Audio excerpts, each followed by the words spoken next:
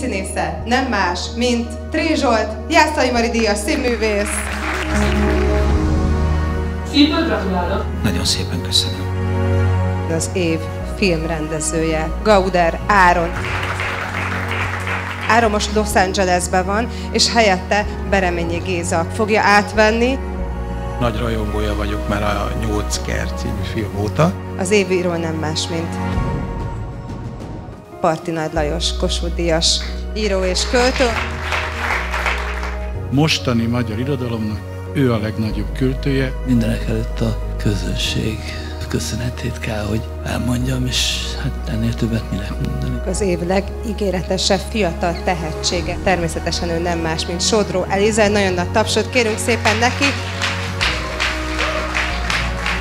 Nagyon-nagyon szépen köszönöm. Az év színésznője Jordán Adél, az elismerés Székely Kriszta, rendező veszi át, a díjat pedig Pálmai Anna színművésznő adja át. Szeretem a közönséget és a közönséggel való munkát, mert nézők nélkül a színház üres, és a színész csak gyakorol. A játék mindig közös. Nincs más hátra, mint hogy következzen az életműdíj. Talmas tapsot kérünk szépen Esztergályos Cecília Kossuth díjas színművésznek, táncművésznek.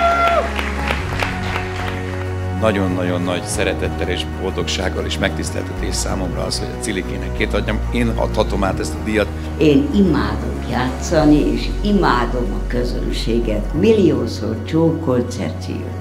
Amikor nagy bátorsággal megálmodtam egy olyan kulturális közönségdíjat, amivel fiatalok, idősek, színházba járók, moziközönség, olvasók szavazhatnak, talán még nem is gondoltam volna, hogy 15 év múlva beszélni fogunk erről. Jó, hogy itt vagyunk, jó, hogy van aranymedálydíj, tegyünk érte közösen, hogy legyen legközelebb is. Gratulálok a díjazottaknak.